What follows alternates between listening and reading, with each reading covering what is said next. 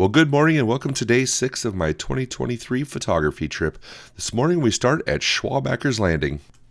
The morning started out partly cloudy, but like most days, as the sun rises and hits the granite, the snow starts to melt and the mountains make their own clouds. We were able to get some cool photos in between some of the breaks in the clouds, but the conditions deteriorated quickly. And here are a few of my photos from that morning.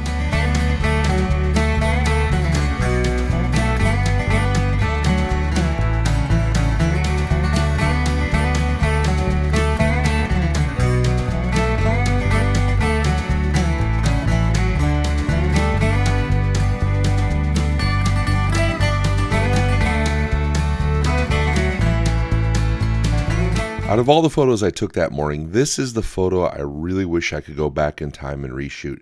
You've heard me say a lot over the years that if I would have moved 10 feet left or 10 feet right, it would be a whole different picture, and this is another one of those examples.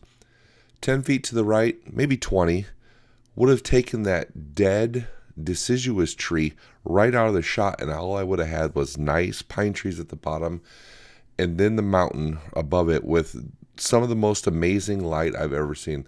Look at that light and texture just hitting in on the side of the Tetons there. Just an incredible scene, but a picture that I'll probably never do anything with after I finish this video.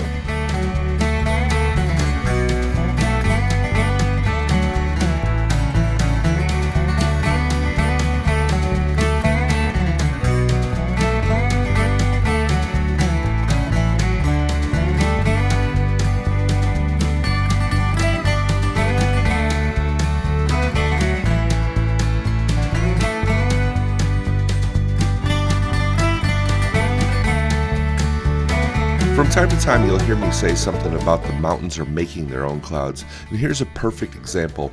As the sun comes up and warms up the granite, it'll start to melt the snow and they make their own clouds, and you can just see the clouds form and lift right off the mountain. There's been plenty of times in the mountains over the years where it's a perfect blue sky day, but the clouds are covering the mountains because the mountains are making the clouds themselves.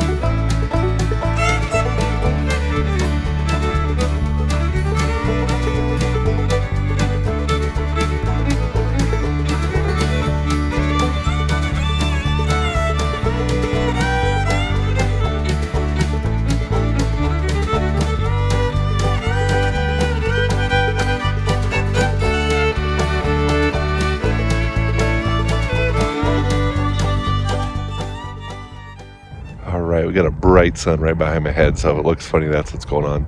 So after a pretty unproductive afternoon, we didn't really find any wildlife. The lighting kind of got bad, the clouds got bad. Then just kind of drove around looking for stuff and never really found anything. But now we're here for sunset at the Teton overlook. Got some great bright light coming in, lighting up these aspen you can see down below. And then hopefully in just a minute or two, the sun will tuck behind one of the peaks up there and then maybe get a nice like sun star coming off the mountain. And then after that, just kind of waiting for sunset.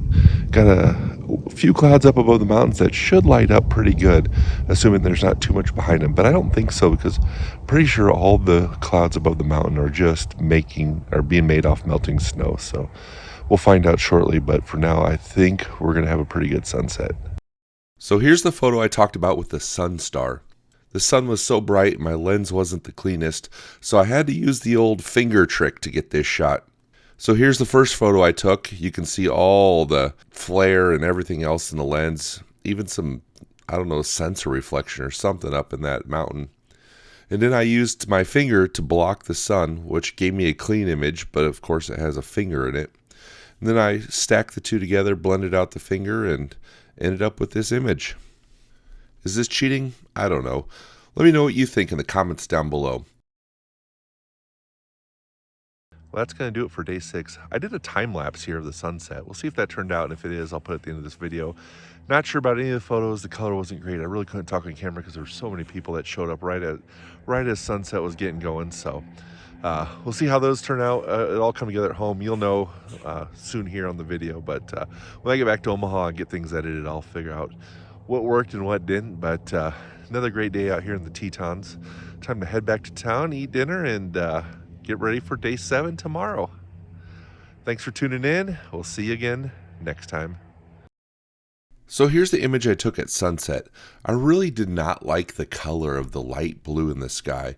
You know, the mountains are cool, the foreground was all right, but there's just something about that light blue that just didn't work for me.